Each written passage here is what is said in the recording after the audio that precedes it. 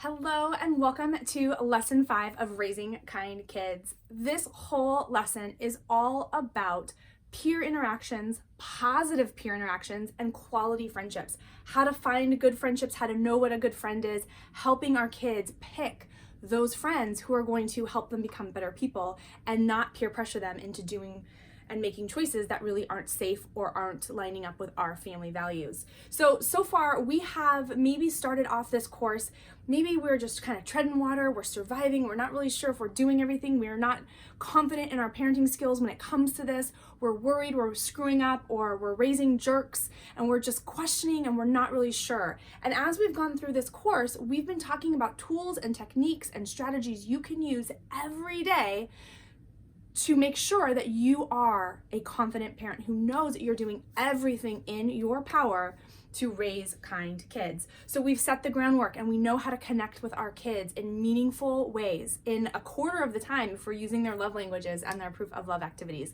We understand the basics. We know the basics of raising kind kids, and we know that we have to be relentlessly consistent and we have to pick our battles.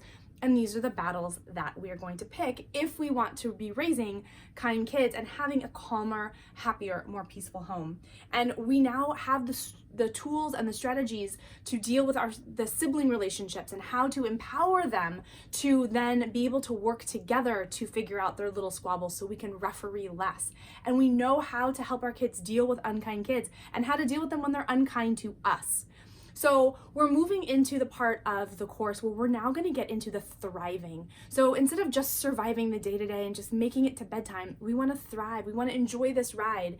And one of the most powerful ways to thrive in any situation is to feel connection with other people. And that comes from meaningful friendships, quality friendships. And that's what we're going to be talking about. Positive peer interactions, helping our kids find good friends who make them better people.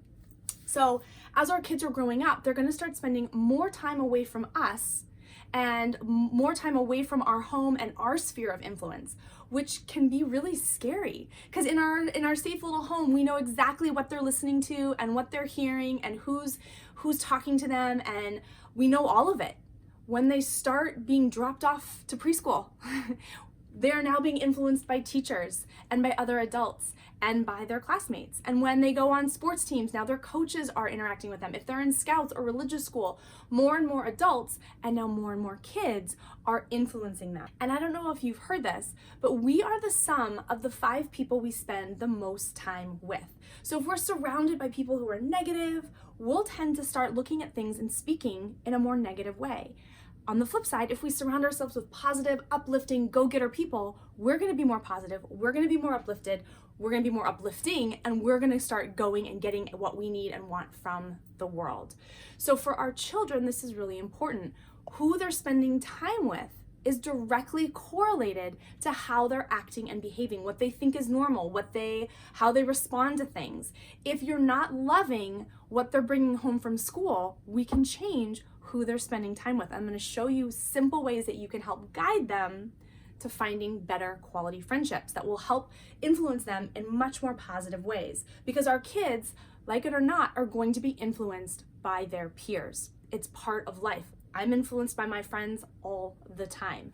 I've worked very hard to surround myself with people that make me a better person, and that I hope in turn I make them better people as well. So it is crucial knowing that our kids are being influenced by other kids, other people's parenting, their kids, that's now influencing our kids. It is crucial that we know who our kids' friends are. We know about their relationships. We know how they interact. We know who's maybe the leader and who follows, who's getting them to do things that maybe aren't safe or maybe that aren't kind, who's pressuring them in positive ways to get them to try new things, and who's pressuring them in negative ways. We need to know our kids' friends. And this goes beyond knowing their names. That's a start, but we have to know about their relationship. And I'm going to show you how to do that. We need to help them find positive role models in their life from their peers to help them become better people.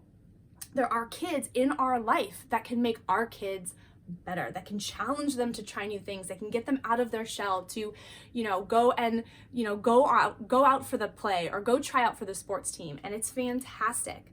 So good friends, what is a good friend? We're going to talk about all of it. this is what we're going to be focusing on in lesson 5.